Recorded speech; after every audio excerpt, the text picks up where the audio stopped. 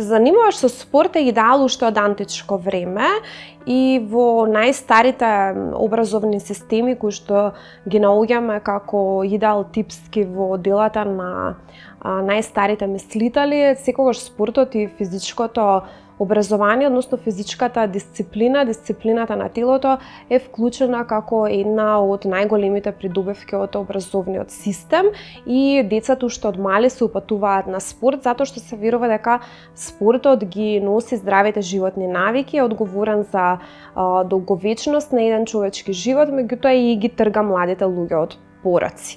Меѓутоа, што значи професионалното бавење со спорт и на 19 години да ги постигнеш највисоките резултати во областа на ММА и боречките вештини воопшто како спорт ќе говори Даниела Алексовска.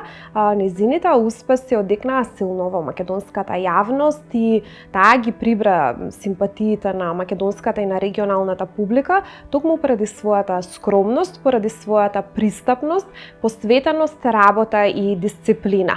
Во продолжение со Даниела ќе говориме за тоа како се гради психолошки профил на една спортистка, на една успешна спортистка, каде го гледа својот завршеток, односно својот конечен триумф, до кога ќе се занимава со професионалниот спорт и има ли простор еден спортист, освен тоа што ќе го посвети животот на спортот, да се занимава професионално и со некои други области и дали нешто што го учи од спортот го аплицира и на другите гранки, на другите области од своето живење и кои се тие спортски лекции кои што од еден поединец и од една личност може да направат угледен и достоинствен граѓанин на едно општество. За сето ова ќе говориме во продолжение, а вие останете со нас и проследете го овој интересен, меѓутоа и поучен разговор.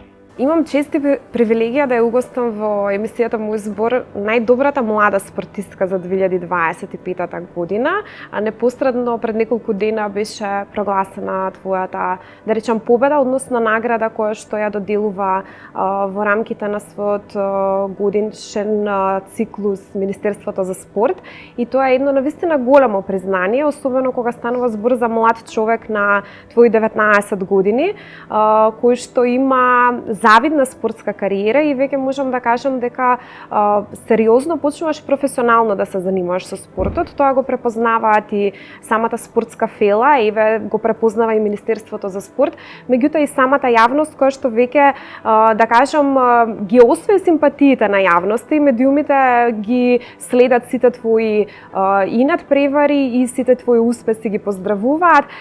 Како е ти лично ја доживеа оваа награда? Така, ова е прво искуство за мене и доста интересно. Оваа година беше доста успешна, можеше да биде и повеќе, но со светското првенство резултатот беше тој што беше, можеше да биде подобар. Така да оваа година мислам дека може да се поправат тие грешки од минатата и може да се повтори наградата.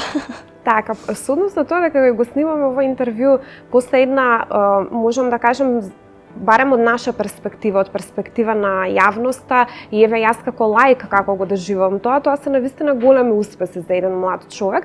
Меѓутоа ти кога ќе направиш ретроспектива на 2025 година, на годината што измина, кои беа твоите најзначајни точки и одскочни даски, да речам, во надпреварувањата, што најмногу ти остави можеби впечаток, од која победа и од кој пораз најмногу научи во текот на изминатата година?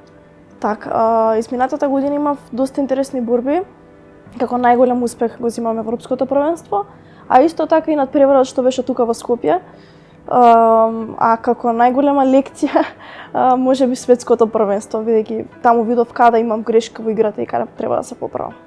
Ти значиш ли поддршката што имаш од твојот тим и сметаш ли дека токму таа тимска работа заедничка што ја вршите во сите изминати години и начинот на кој што се подготвуваш заедно со критиките, забелешките, упатствата што ги добиваш од твојот тим се многу важен елемент од твојот спортски успех и сметаш ли дека можеби и да речам тој тим можеби треба да се прошири или размислуваш за некој нов член во тимот, како таа тимска работа и тој тимски дух придонесе за твоите спортски успеси? Така, па голем дел од успехот зазема и тимот, бидејќи ако не е тимот, немам кој да ме тренира, со кого да вежбам, сам по себе не можеш ништо да направиш ако немаш некој да ти помогне.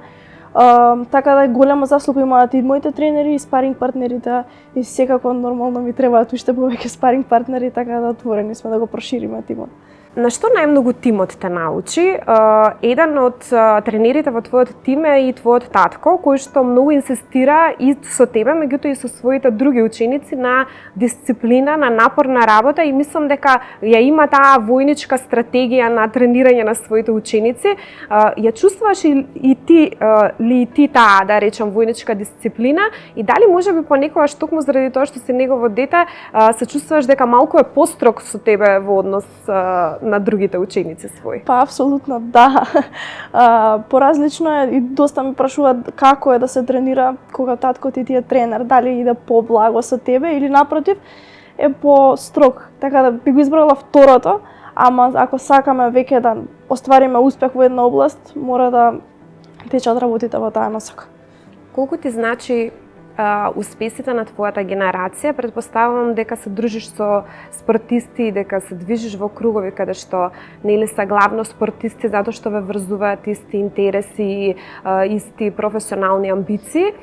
Колку се, да речем, огледуваш во успехот на другите и дали сметаш дека поголем индивидуален, поброен индивидуален успех, барем во твоите спортови, односно во боречките вештини, ќе го издигне критериумот и за тебе некаде е тоа предизвик да се поставуваш нови цели и самата спортска заедница повеќе да се развива. Колку ти значат и успесите на другите, колку ги поддржуваш и колку учиш од практично нивните спортски патишта на развој? Така, искрено, се немам толку фокусирана на успехот на другите. Секако ми е мило кога ќе видам дека некој остварил успех, поготово кога доаѓа од Македонија. Но искрено повеќе се фокусирам на себе си и на тренинзите што ги правам за себе и успесите, така да не сум посветила толку внимание на другите во околината. Така.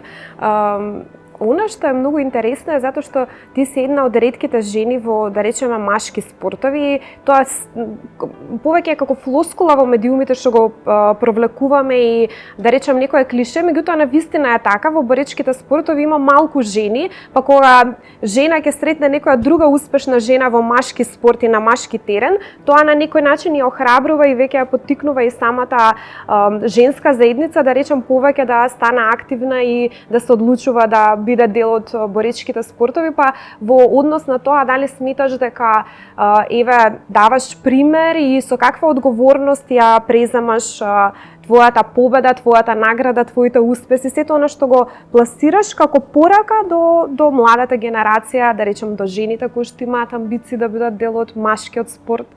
Така, кај нас е малку поразлично кога станува збор за жена во така наречен машки спорт, иако не би го нарекла така. Поразлично се гледаат работите од перспектива на ти си девојче и не треба да се занимаваш со нешто грубо, треба да работиш нешто понежно. И мислам дека доста од девојките тука го заземаат тој пример дека не треба да се занимаваат со нешто вакво. Но во последно време гледам дека има повеќе заинтересираност и кај нас во клуб има повеќе девојчиња, така да мислам дека се движиме во некоја позитивна насока. Како во Македонија се прифаќа култура на победа, а како култура на пораз? Дали сме нација која што завидува на победата или сме нација која што знае да ја поддржи победата и да ја препознае, и дали сме се ирџи кога станува збор за пораз? Како ти од твоето досегашно лично искуство со твоите големи спортски успеси си го почувствувала тоа на своја кожа? Така, сега тоа што го тие пораки што ги имам примено биле позитивни и секако може да се најде некој негативен коментар. Баш по европското првенство и за мене и за Марко кога освоивме медали, имаше многу позитивни коментари, но имаше и по некој како кажете и на оваа да стои мирно, зашто не ја пее химната и не знам така натака, или кои сте вие што сте направили, има и некои такви, но глобално беа позитивни коментарите што дури се изненадив. Так. Дали сметаш дека повеќе вакви приказни во медиумите треба да исплевуваат на површина? Веќе, например, јас зборувам како човек од медиумите кои што постојано се среќава со едните исти ликови и тоа се некои ликови кои што обично се политичари. Јас тоа цело време го велам дека во Македонија најголеми ѕвезди за жал се политичарите. Имаме многу навистина успешни приказни на млади луѓе, ти се една од нив, меѓутоа верувам дека листата е многу поголема. Сега не можам да го детектирам проблемот дали е тоа помал интерес на медиумите да ги пласираат ваквите успешни приказни историите или тоа е можеби некоја незаинтересираност за соработка со медиумите на самиот спортист, одбрал малку нели подистанциран начин од јавноста. Што ти мислиш во однос на присуството на спортистите во самите медиуми и колку тоа е значено? Каква порака тоа испраќа? Па искрено не сум толку воведена во оваа тема, но би рекла дека кривицата може да се пренесе на двете страни.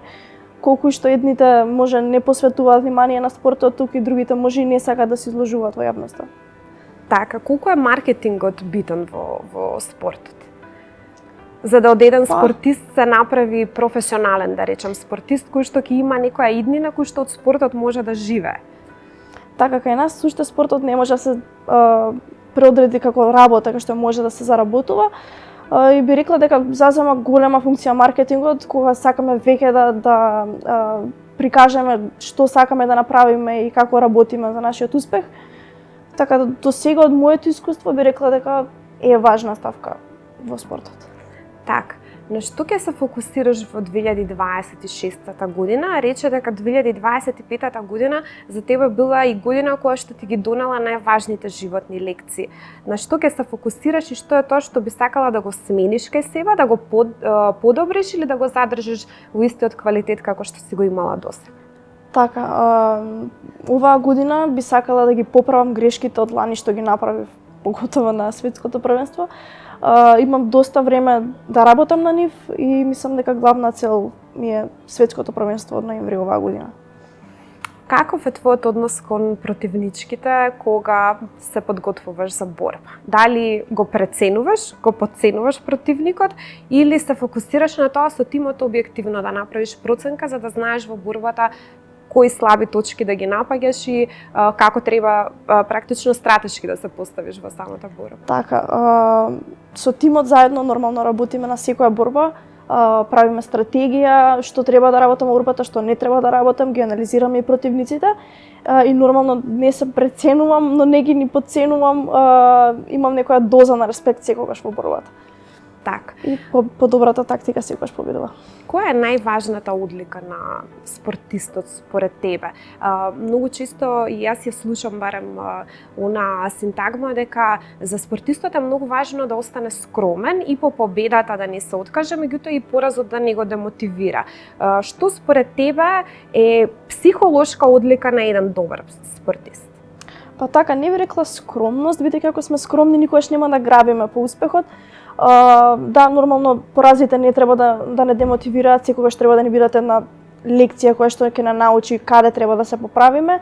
Победите нормално треба да ги славиме, но исто и во победите можеме да направиме грешки кои што можеме да ги анализираме. Така да за еден спортист најбитната работа е, може да кажам, дисциплината и посветеност. Дали еден успех на спортистот се заокружува со неговата победа?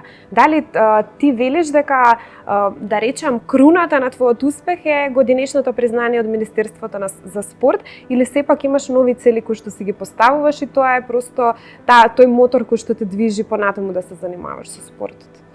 Кога е доста на еден спортист од успеси, од признание? Мислам дека никогаш не е доста, секогаш, барем ние спортистите, сакаме да грабиме се повеќе и повеќе и да се подобруваме во она што го работиме. Така да одиш понатаму кон нови цели, претпоставувам. Да, тоа е нормално. Во однос на твоите спортски цели, кога веќе почнавме да говориме дека на спортистот не му е доволно сега ќе освојам една победа, ќе го освојам Европското првенство и со тоа завршувам, дека поставувањето на нови цели практично ти е целата смисла на мотивацијата што ја имаш. Во 2026 година како изгледа твојата испланирана листа на успеси кои што треба да ги доживееш? Така. Имаш ли? Секако дека имаме некој план како треба да се одвиваат турнирите и припремите.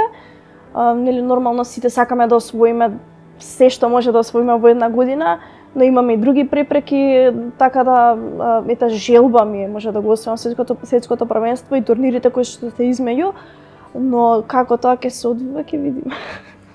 Како се гледаш за 5 години од сега? Дали си размислувала? Знам дека тоа е навистина тешко прашање кога ќе го поставиш на човек од 19 години, затоа што јас на свои 33 години и мене некој да ме праша кај се гледаш за 5 години, неизвестно ми и не знам баш секогаш конкретно да одговорам. Меѓутоа мислам дека на 19 години тоа е уште поизразено, нели, затоа што младоста си го прави своето и плановите се тековни и флуктуирачки.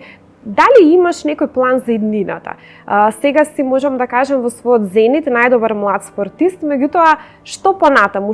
Кои се твоите планови за животот понатаму? Не мора да се врзани со спорт, еве нека биде професионално, дали твојата професија ќе се фокусира само на боречкиот спорт или можеби размислуваш и да смениш нешто во поглед на професионалниот избор? Искрено не размислувам ништо да променам, нели нормално повеќе работа и повеќе надпревари, но за некои си 5 години можеби се гледам во професионални ММА борби во некоја организација. Кога завршува професионалната кариера на еден спортист во боречките спортови? Имаме примери навистина многу на професионални спортисти во боречките спортови кои што се средновечни, меѓутоа изгледаат многу помлади и веројатно јас барем претпоставувам дека спортскиот начин на живот си го прави своето, има да речам старењето кај нив малку побавно оди и се одржуваат во таа младост. Меѓутоа кога ти, например, би, да речам, престанала да се занимаваш со професионалниот спорт или планираш тоа да го правиш целиот свој живот? Па професионално занимавање со еден спорт е доста тешка работа. Ако ги погледнеме UFC шампионите, ќе забележиме дека сите се од 30 до 35 години. Така да не знам кога би ставила граница на надпреварувањето, но секако би продолжила понатаму како тренер или некоја таква професија што ќе биде поврзана со спортот и со она што го правам до сега. Так, која е разликата од тоа да се подготвуваш спортски за самиот надпревар и да живееш еден спортски начин на живот? Например, има многу спортисти кои што никогаш не се надпреваруваат, ама секој ден можеби вежбаат. Која е разликата помеѓу тој надпревар и подготовката за тој надпревар и тоа што секојдневно го правиш вежбање, што не мора секогаш да е врзано тесно со самата подготовка за надпреварот?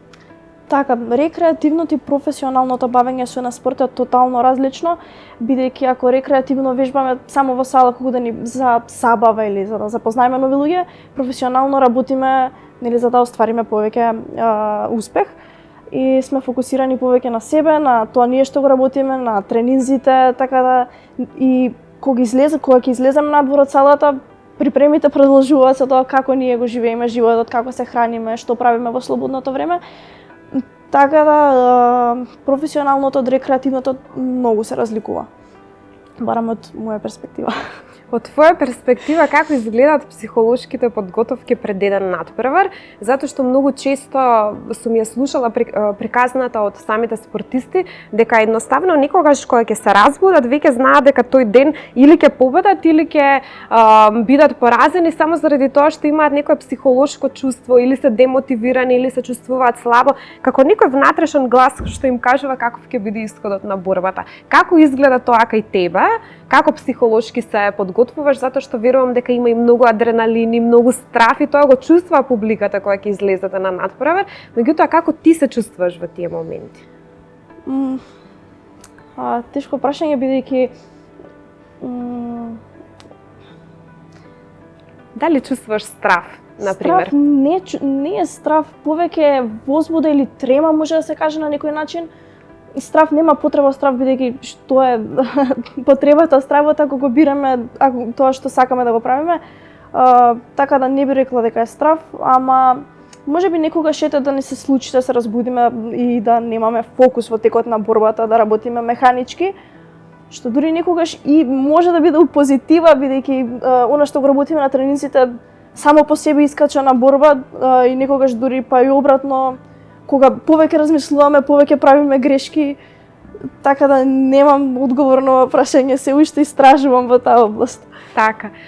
Што те мотивира да не се откажеш? Затоа што тоа се млади години кога и самиот човек нели се развива, самата личност на младиот човек се развива и некако има лутачки идентитети. Сега сакам да бидам спортист, утре можеби сакам да се занимавам со нешто друго, меѓутоа таа истреност кај тебе се гледа и затоа и следуваат овие успеси. Што те мотивира да останеш доследна на патот што си го избрал? Па не би рекла дека е мотивација, повеќе е дисциплина, бидејќи веќе 13 години го работам истото и преминувам во некоја рутина што ја правам секој ден и не ми треба мотивација за да не знам направам еден тренинг или отидам на натпревар, бидејќи е рутина и станува веќе и работа, така да. Так. Спомна дека планираш можеби кога ќе завршиш со надпреварувањето да се посветиш и на тренирањето на други луѓе. Дали си размислувала која е можеби најважната и првата лекција што би сакала твоите ученици да ја научат од тебе? Што би сакала како знање, како искуство до сегашна вештина да им го пренесеш на другите и не мора да се твоите ученици, нели тие што ќе сакаат да вежбаат со тебе, што доаѓаат кај тебе во клубот или да прашуваат за совет, кој е првиот совет што им го даваш на почетниците? Сега од оваа перспектива не би имала многу што да кажам, но верувам дека понатаму со повеќе искуство би имала појасна дефиниција за тоа што треба да прават и како треба да прават. До сега би рекла посветеност, дисциплина и да го прават тоа што го сакаат, а не тоа што некој им го наложува да го прават, бидејќи ако некој друг ни го наложува да го правиме, нема да го правиме со полн жар во себе, додека не избереме дека сакаме тоа да го правиме. Така да до сега би рекла дека тоа би била пораката, понатаму ќе видиме. Так, како спортист претпоставам дека се дружиш со спортисти генерално, како изгледа твоето секојдневие? Дали понекогаш се чувствуваш дека се откажуваш од некои работи, затоа што на пример многу луѓе на 19 години излегуваат, имаат ноќен живот, можеби конзумираат и алкохол, на спортистите тоа да речам додека се во подготовките не им е дозволено, имаат претпоставам некој посебен режим. Ја не сум се занимавала со спорт, но ето сум правила интервјуа на многу спортисти, па од нивното сведоштво сум извлекла заклучок дека водат еден посебен или што го велиме ние народски спортски начин на живот. Дали се почувствувала дека твојот спортски начин на живот некогаш влијае на твојата социјализација и вклопеност во разни друштва? Па можеби малку да, бидејќи во моментите кога имам тренинзи, најчесто моето друштво искача и идат на разни места, но не би го одземала тоа како лоша страна на спортот, бидејќи сепак го правам тоа што го сакам, а ако не знам, нифи ми е задоволство да излезат на кафе, негдека мене ми е да отидам во сала и да ја поправам некоја техника што сум ја направила грешно, можеби минатиот тренинг. Така да е поразличен животот нормално, но ако го правиме тоа што го сакаме, не го гледам како лоша страна. Ти рече дека веќе не може да се третираат боричките вештини како машки спортови. Од кога забележуваш таа разлика? Затоа што едно време важеше правилото дека едноставно не затоа што жените не беа способни да се занимаваат со овој спорт, туку нема мотивација, нема, како да кажам, некаде од каде да земат поука или да земат искуство или да земат пример или да дојдат на идеја дека воопшто може да се занимаваат со боречките спортови. Сега велиш дека се менуваат времињата и се почесто во салите и доаѓаат жени. Колку е тоа важно за развојот на спортот, на боречките спортови во Македонија и те радува ли тоа што си една од девојчињата од припадничките на женскиот пол кој што дава позитивен пример и идеја на другите девојчиња и жени да се бават со оваа дисциплина? Така, во последните може 2 години има поголема заинтересираност за боричките вештини, конкретно за ММА борбиве.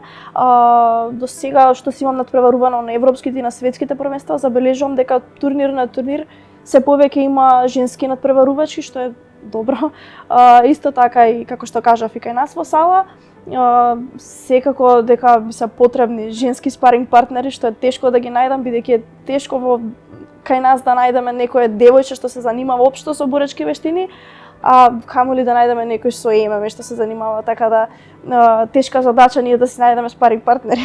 Така, што е тоа што си го научила во спортот што го применуваш и надвор од сала? И постои ли такво нешто што го применуваш и надвор од сала, без разлика дали е, да речам, физичката дисциплина или можеби е некоја духовна порака која што се извлекла, поука психолошка, воспитна од самиот спорт? Постои ли такво нешто што го применуваш и што си свесна дека е тоа како резултат и последица на спорт? Па повторно би издвоила дисциплината и посветеноста, бидејќи како што сме посветени во спортот, така можеме да се посветиме на било што и да правиме надвор од салата. Така. Во однос на твојот школски успех ти матурираше, дали планираш да го продолжиш твоето образование или сметаш дека едноставно сакаш професионално целото свое време да го посветиш на професионалниот спорт и едноставно високото образование тука би ти било вишок, претпоставувам? Па моментално да, би ми било вишок бидејќи сакав оваа година да се посветам повеќе на спортот. Сепак ја заземам последната година во категорија на јуниори, каде што нели секој стварува и треба да оствари највеќе успех во овој период. И го испланирав овој дел од живот да го посветам повеќе на спортот него на училиштето. Можеби од следна година ако се предомислам се запишам на факултет, но не верувам. Каква е поддршката на твоето семејство? Еве за крај и тоа да го малку предискутираме, затоа што навистина поддршката од семејството се гледа. Се гледа кога едно дете е успешно и ја има целата поддршка на своите родители. Се гледа и кога едно дете, да речем, се пронаоѓа во нешто, меѓутоа родителите баш не се согласни со неговиот избор и тоа се гледа барем во неговиот психолошки однос кон она што го работи. Ти ја имаш среќата да имаш поддршката од твоите родители и твојот татко ти е воедно и твој тренер кој што навистина посветено работи со тебе и ти ги пренесува сите искуства и долгогодишно знаење што го има од овој спорт. Колку ти значи поддршката на семејството? Па така, доста ми значи нормално, бидејќи имам доста примери од мои спаринг партнери каде што сакаат да го прават ова, но има се спречени од страна дали на нивните родители и на обкружувањето. Така да би рекла дека и тие заземаат и голем дел од мојот успех, бидејќи да не се тие, можеби на некои моменти каде што себе си ќе се демотивирам за одредена, не знам, на одреден надпревар, тие се оние кои што ме мотивираат да продолжам понатаму. Така, претпоставам дека родителите и први го препознале кај тебе талентот и амбиција да се занимаваш со спорт и можеби ти ја дале идејата воопшто да почнеш да се занимаваш со спорт. Во твојот случај дали беше така? Па искрено не ми го наметна дека морам да се занимавам или да пробам, сама сакав. Во тоа што ги гледав момците како се надпреваруваат кај нас во тимот, постојано одев на надпреварите, ги гледав и едноставно пробудува некоја желба во тебе да сакаш да пробаш она што го прават другите и како почнав пред некои си 13 години до сега мислам дека си тече приказната. Така, баш ми е драго за тоа и ти благодарам што издвои време да бидеш дел од емисијата Мој збор. Мислам дека испративме многу важни пораки. Разговорот со тебе е секогаш инспиративен и имаме најразлични теми за што да дискутираме, затоа што навистина имаш широко поле на интереси, без разлика тоа што твојата професионалност, твојата работа се врзува со спортот, меѓутоа секогаш имаш коментари, радо ги коментираш и другите аспекти на животот и твојот карактер, мислам дека и тука пресуден зашто ги освојуваш симпатиите на македонската јавност и посакувам уште многу успеси во новата 2026 година и се надевам дека ќе ми дадеш прилика повторно да те угостам во некоја следна моја емисија. Ви благодарам и на вас за поканата.